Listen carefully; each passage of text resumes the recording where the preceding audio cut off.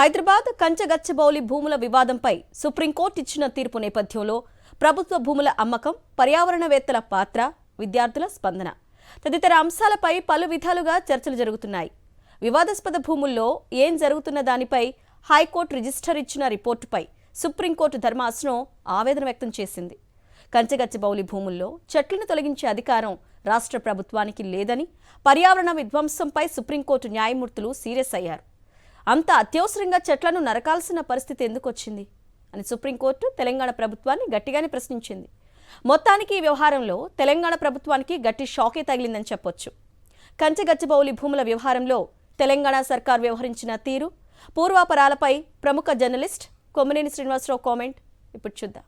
హైదరాబాద్ కంచగచ్చిబౌలి భూముల వివాదంపై సుప్రీంకోర్టు స్పందించిన తీరు అత్యంత ఆసక్తికరంగా ఉంది. దీనిపై హైకోర్టులో విచారణ జరుగుతున్న సమయంలోనే సుప్రీంకోర్టు ధర్మాసనం ఈ భూముల్లోని చెట్లు కొట్టివేయడంపై తెలంగాణ ప్రభుత్వం మీద తీవ్ర ఆగ్రహం వ్యక్తం చేసింది.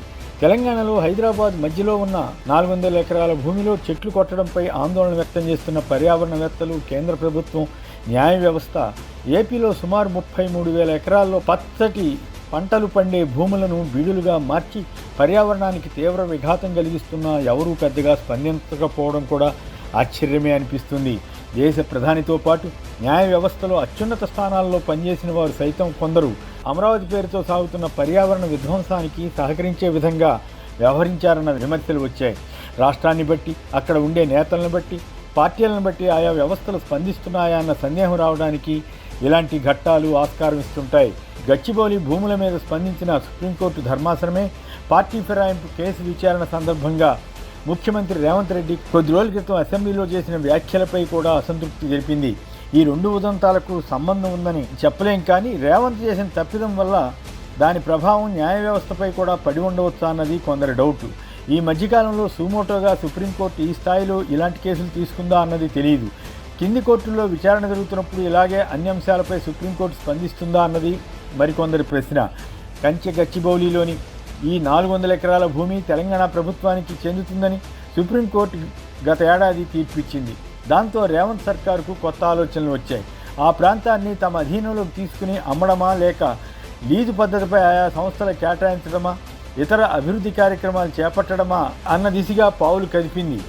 ఇక్కడే రేవంత్ అనుభవ రాహిత్యం వల్ల దెబ్బతిన్నారనిపిస్తుంది. ఆయన నిజంగానే ఈ ప్రాంతంలో అభివృద్ధి చేయాలన్న లక్ష్యంతో ఉంటే వ్యూహాత్మకంగా వ్యవహరించి ఉండాలి. దానికి ముందే ఈ భూమిని తమ అధీనంలో తీసుకోవడం వల్ల వచ్చే సమస్యలను పసిగట్టి ఉండాలి. హైదరాబాద్ సెంట్రల్ యూనివర్సిటీలో ఈ భూమి ఒక భాగమా కాదా, ఎవరికి భూములపై హక్కులున్నాయన్న దానిపై న్యాయపరంగా ఒపీనియన్ తీసుకుని ఉండాల్సింది. ఆ తర్వాత తదుపరి చర్యలకు వెళ్ళి ఉంటే ఎలా ఉండేదో కానీ, అలా కాకుండా వేగంగా సెలవు దినాల్లో పెద్ద సంఖ్యలో జేసీబీలను పంపి చెట్లు కొట్టి నేల చదును చేయించడంతో వివాదానికి అవకాశం ఇచ్చినట్లయింది. ఈ భూముల అమ్మకం ద్వారా కనీసం 20,000 కోట్ల రూపాయల ఆదాయం వస్తుందన్నది కొందరు అంచనా అయితే, ఇంకా ఎక్కువే వస్తుందని మరికొందరు అంటున్నారు. దీంతో ప్రభుత్వ కష్టాలు తీరుతాయని ఆశించి ఉండవచ్చు. సుమారు 2 దశాబ్దాల పాటు కోర్టుల్లో ప్రభుత్వమే పోరాడింది కనుక ఈ భూమి తమదే అన్న అభిప్రాయానికి వచ్చినప్పటికీ భవిష్యత్ పరిణామాలపై ఒక అంచనాకు రావడంలో విఫలమైందనిపిస్తుంది. 1975లో రాష్ట్ర ప్రభుత్వమే 2,300 ఎకరాలు కేటాయించిన సెంట్రల్ యూనివర్సిటీకి అధికారికంగా రిజిస్ట్రేషన్ చేయలేదు. అయినా వారు వాడుకున్న భూమి పోను మిగిలింది ప్రభుత్వం అధీనంలోనే ఉందట.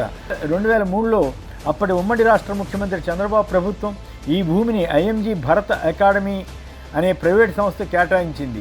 ఆ సంస్థకు భూమిని బదలాయించే నిమిత్తం 2004 ఫిబ్రవరిలో జిల్లా కలెక్టర్ ఉత్తర్వుల ప్రకారం 534 ఎకరాల భూమిని సెంట్రల్ యూనివర్సిటీ నుంచి బదలాయించారు. ఈ మేరకు రికార్డులు ఉన్నాయని మీడియా కథనం. అందులో యూనివర్సిటీ రిజిస్ట్రార్ సంతకం కూడా ఉండడం గమనార్హం. విశేషం ఏమిటంటే, చంద్రబాబు ఆపద్ధర్మ సీఎంగా ఉన్నప్పుడు ఈ భూమిని ఇలా బదలాయించినా ఎవరూ పెద్దగా స్పందించలేదు.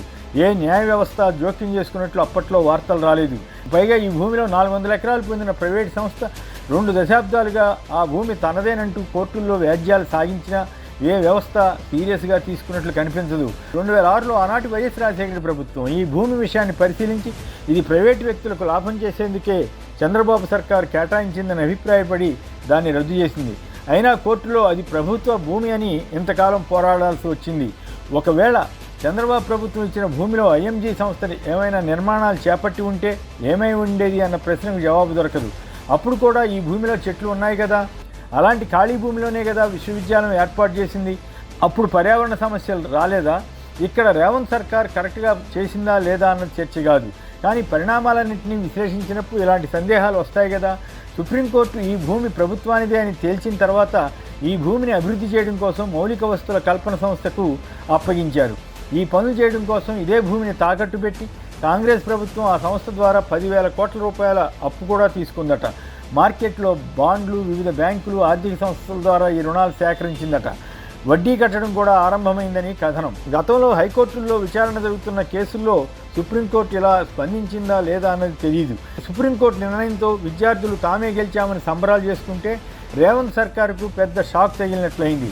దాంతో సుప్రీం ఆదేశాలను పాటిస్తామని ప్రభుత్వం చెబుతోంది. దీనిపై మంత్రుల కమిటీని ఏర్పాటు చేస్తున్నట్లు ప్రకటించారు. కాగా అక్కడ ఇకో పార్క్ ఏర్పాటు చేస్తామని, యూనివర్సిటీ కూడా అదే భూమిలో ఉంది కనుక దాన్ని ఫ్యూచర్ సిటీకి తరలిస్తామని ప్రభుత్వం కొత్త కండిషన్ పెట్టడం విశేషం.